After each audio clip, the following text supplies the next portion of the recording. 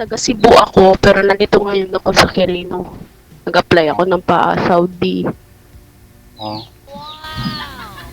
Ikaw po, taga saan? Taga Lanao po, Kapatagan. Bisaya. Ah, Mindanao? Oo daw, sabi ng manok. Oo. Ilang taon ka na? 34. Ah, 34. Eh, may mga anak ka? Mayroon. Ah, ako nag-i-interview ngayon ah. Anong trabaho mo ngayon, sir? Contraction eh. Okay ra na, eh. Highway. Okay lang yun. Ito na no. Ilan anak mo? Tatlo. Ah, pang ilang panganay? Ang mga Ruben. Ilan panganay mo? Yung 11. tatlo, panganay din. Hindi. Ah,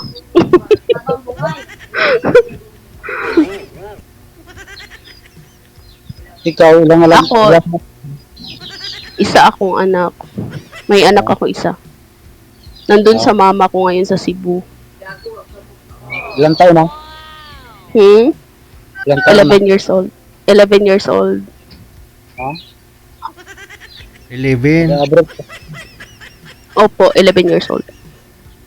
Ah. Isa lang muna kasi mahina. Gipit ngayon. Nagdagan Eh, yun. saan pala yung asawa mo? Nagdagan yun na lang barang araw. Nag-abroad pero hindi naman umuwi. Ah, hindi na umuwi. Naku po. Doon na siya nakatira sa abroad, sir? Doon na nakatira sa Maynila. Ah, May iba ng sa relasyon. Ganun talaga. Pag hindi kayo magkaintindihan. Ganun nga. Ngayon ka palang mag-abroad. Oo, first time ko.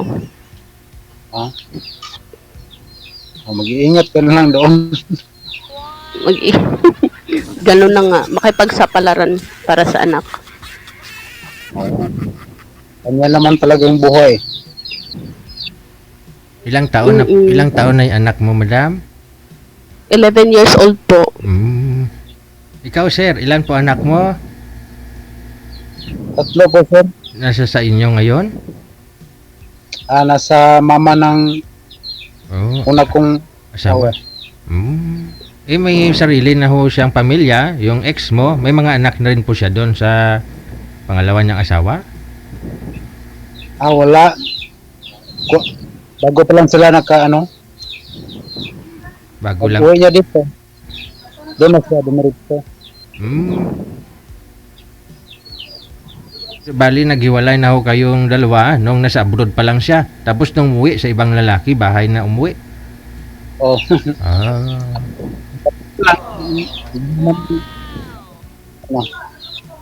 Gustuhan niya.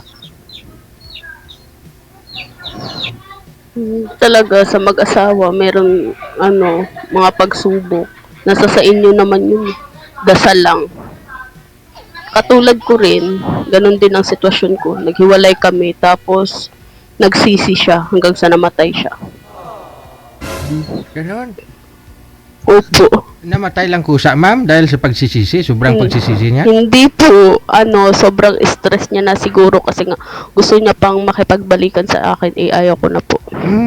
Ay, naglalasing siguro.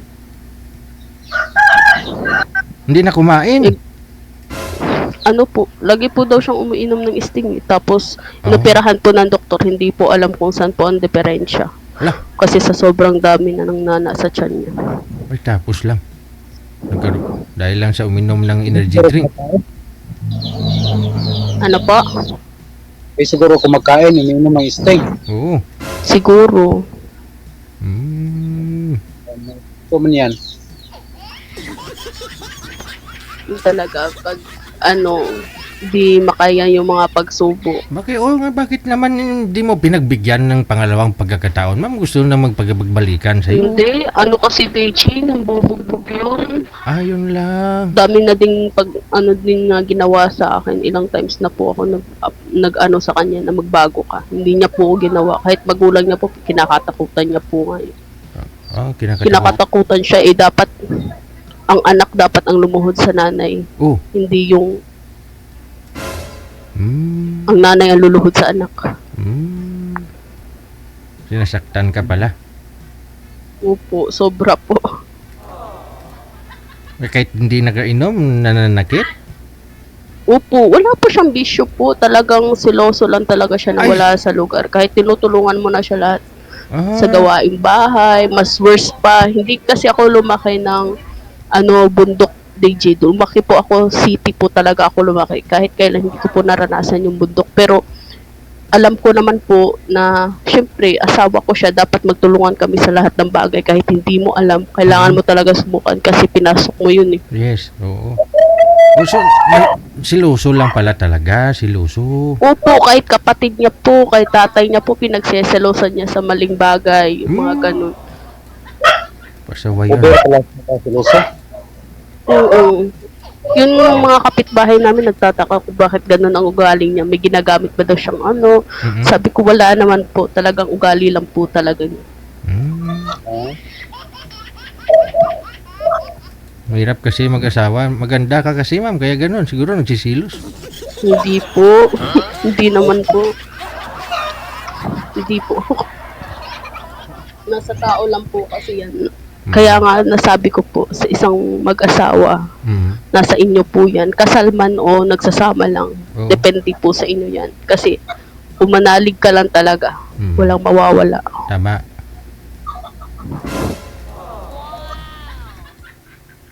Kaya sa amin po, siguro hindi po kami nagkaintindihan. Kaya po kami naghiwalay.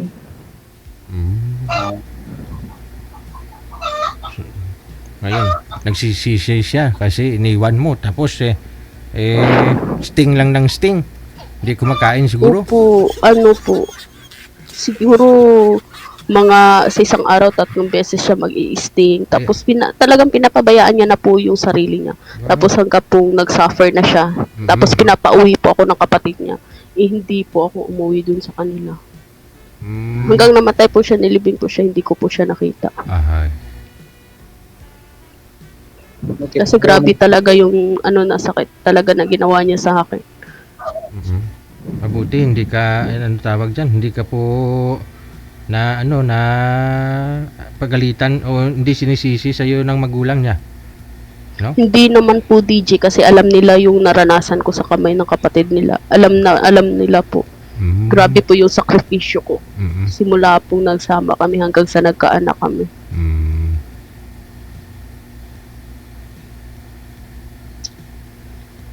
May dumaan na anghel. Tumahimik po kasi si Boy eh. Para natulala siya sa sinabi ko po.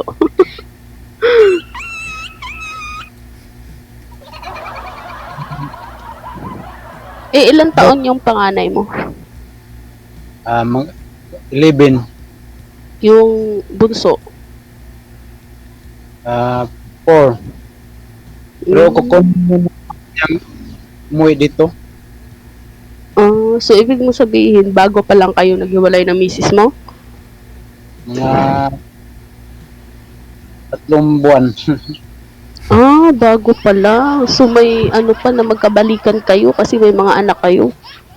Wala. Hindi na siya magkipagbalikan kasi okay na daw siya doon. Kasal ka ba?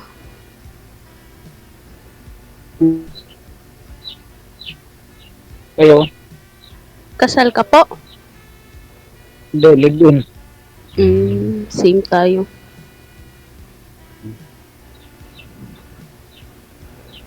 Ikaw? Live-in partner din. Kailan ang alis mo? Hindi ko pa alam eh. Kaka-process ko lang kasi. Bago ka pa dyan sa competition? Pero dati na ako dito sa Maynila. Nag-lead guard ako dati sa Taguig. Ah, mabot ka pa ng 4 na buwan dyan. Maybe, ganun talaga. Hindi ko alam eh, yung process kasi, depende kasi yan sa process. Eh, sa akin, matagal pa yung passport ko. So, ito lang sa'yo na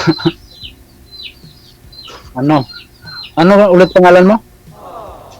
Chin. Jin? Mm-mm. Gin, Lido? bilog. Gin bilog. Chin bilog ko.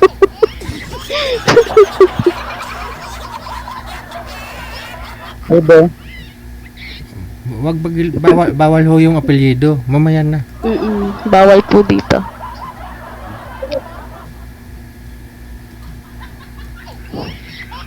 O ano? Natamimik ka na. Nahiya din naman ako sa'yo. Ba't ka nahiya? Ano lang? Ano lang? Bakit ka po nahiya? No, first time. Ako nga rin eh. Pareho tayo, first time ko rin dito. Yun nga, siguro lakas ng loob mo din eh. Kasi nakapasok ka dito eh. Kahit nahiya ka. Yan.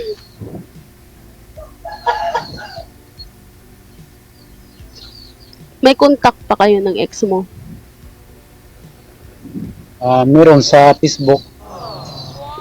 Para sa mga anak mo. Para sa mga anak lang. Pero pag ano, Eh, sabi niyo po sir, no, 3 months pa lang ho kayong hiwalay. Nasa abroad pa lang siya that time. Ano na kayo, hiwalay na po ba o nung dumating dito sa may Pilipinas, nung nakauwi na? yung pag-abroad niya, sabi na yun na maghiwalay daw kami. Mm-mm. Hindi ko naman sakit sa kalooban, pero tanggapin na lang. Oh, ay rason naman yun. Bakit siya nagdesisyon ng ganon? Bakit po? Kasi may mga away-away naman kami yung nandito pa lang siya. Oh. Mga away-away namin. Di, sa mag-asawa, di talaga mawawala yung away. Nandun talaga yan. Pero, nasa inyo yan mag-asawa. Pag magkaintindihan kayo, pwede naman pag-usapan. Oo nga. Lumalim siguro yung pag-aaway nyo, no? Parang hindi na nag-work kasi malayo na siya eh, no? Natuluyan na. Natuluyan na. Akala ko batuhanin. Doon sa magulang niya yung mga anak ninyo. Pero pumunta naman ako doon, magbibigay naman ako. Bibigay naman ako. Pero may kasama na talaga siya sa Manila, sigurado? Sigurado na kasi nandito naman sa atin yung post niya at yung magkasama sila. Dito naman.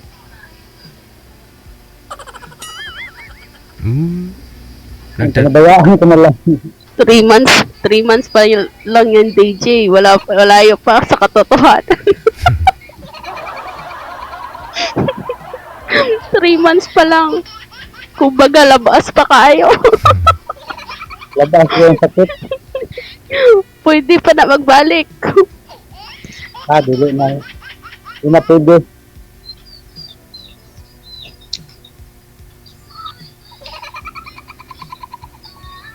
Okay lang ba siya doon?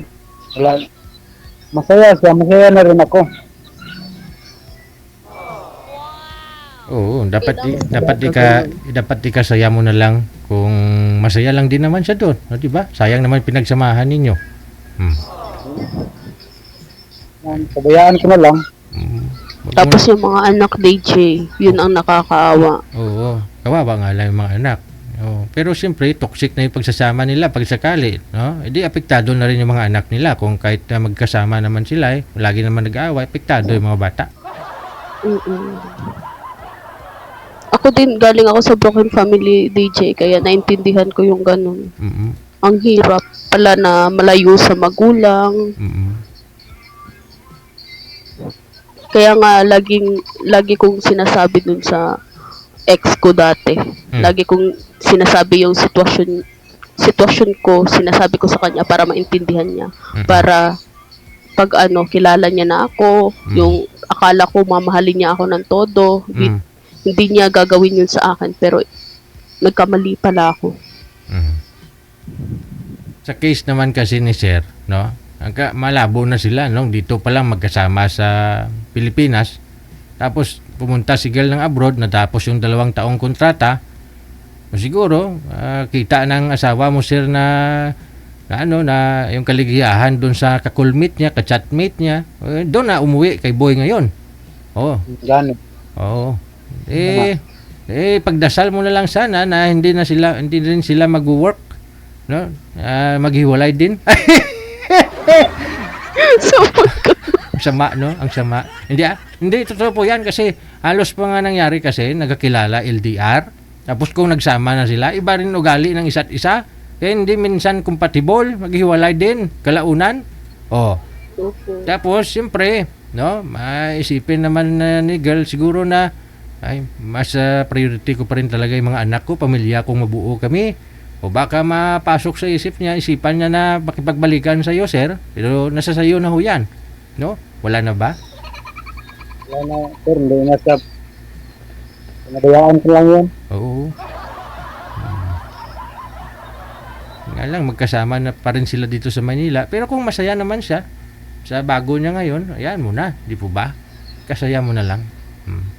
Kaya ko na lang kasi doon naman talaga yung hinahangad niya. Oo, kahit sino man, di ba? Kailangan masaya sila sa mga partner nila.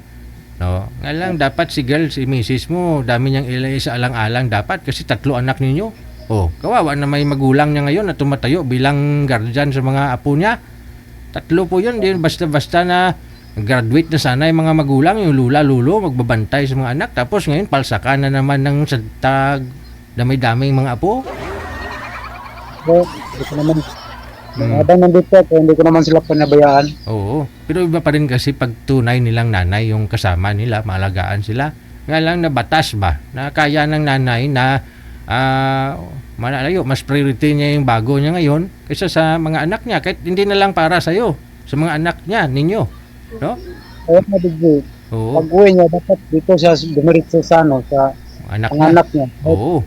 Kahit ayaw niya na talaga sa'yo. No? Di po ba? Ilang taon yung bunso ninyo, Sir? Sir, Sus, maluoy ka. 4 na taon pa lang. ako, hindi ko kaya ng ganun. Naiwan yung anak ko. Oo. Kung may asawa lang sana ako, hindi ako mag-a-abroad. Kasi ang hirap ng anak mo mapalayo sa'yo. Tama. Kailangan talaga tayo magulang, tayong nanay, tayo ang magsasakripisyo sa anak natin, hindi Oo. ibang tao. Hindi kahit magulang mo, no? Di po ba? Kahit magulang mo, kawawa na naman yung magulang mo, matanda na, retired na sila sa pag-alaga sa iyo. Nung ikaw ay maliit, no? Hanggang pagtanda mo, tapos hanggang mga anak ay bigyan mo rin ng obligasyon ulit.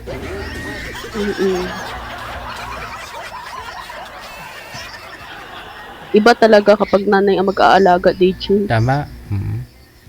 Kung ako lang talaga, may asawa ako, DJ, may katuwang ako sa buhay, hindi na ako mag-a-abroad. Oo ah. Kasi lahat naman tayo dumaan sa hirap eh. Pero hindi naman habang buhay na hirap talaga ang madaraanan mo. Sikap lang. Oo. pagdasal lang natin na kaya mo yan. Oo. Pero ikaw, Sir, di po ba, malapit lang naman bahay ng hilaw mong biyanan, no? Dati nung okay pa kayo ni misis mo na hindi pa na nakauwi si girl sa bago niya, o magkasama naman po kayo ng 3 mong anak? Umuwi ka doon sa bahay nila? Oo. Oh, pero nung nalaman mong meron na siyang bago, umalis ka na doon. Saan ka ngayon nakastay? Ito na sa tinitirahan namin nung una. So bali ikaw rin. Nakita mo rin yung mga anak mo, no? Habang lumalaki sana, no? 2 taon. Kapag sa trabaho ako, hindi naman ako nagpabaya. Oo. Diyan ko lang. Oo. Totoo yung sinasabi nila. Yung asawa mapapalitan pero yung mga anak hindi pwede palitan. Madagdagan pwede. Oo. Hindi pwede palitan. Oo, hindi pwede palitan. Madagdagan kung hindi pa menopause, madagdagan talaga.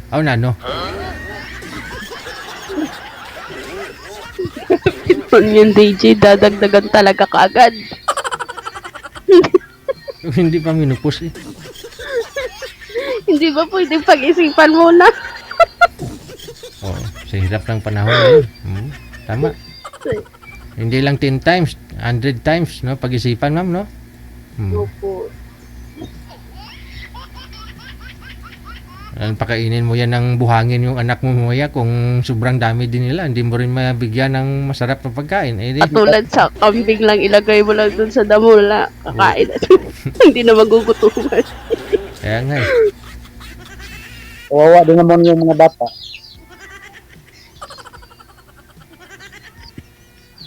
Imbis na bili mo ng panty mo, brief mo, kahit wala na sakang yung brief panty mo, eh, anak mo talaga yung priority mo, di ba? Oh.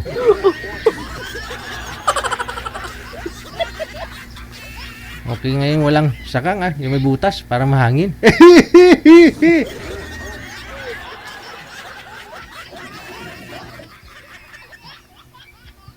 Ano ba naman usapan natin? Pero siyempre si girl kasi may pangarap din po to, sir. No? 2 taon pa to sa Saudi. Pag sakali, kaigihan kayong dalawa, bakit naman hindi, di ba? O, friend muna. O, Yun ang tinatawag na kung kayo talaga, kayo talaga. tama. O, Kahit kasal man kayo o hindi. Kung Tama. hindi kayo, wala kang magagawa. tiis-tiis muna, pangarap muna bago sarap, no? O, Mm-mm. kasi ma-appreciate mo lahat ng sinusubo mo balang araw, no? Yung pag-i-enjoy mo, kung alam mong nanghihirap ka muna, no? Ma-appreciate mo yung sarap, no? Kung galing ka sa hirap. Baga tiis-tiis lang muna, video call lang muna kayong dalawa. Pagdating ng araw, edi malay nyo, di ba? Kahit dagdagan pa ng 10 DJ, kung may pantustos na, Aragoy. Pwede Gabi ko na 10. anak niya, anak ko rin, o di ba? Ang dami na.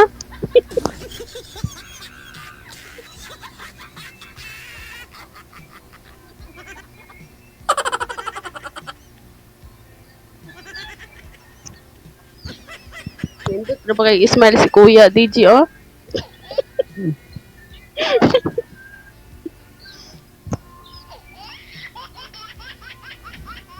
Oh.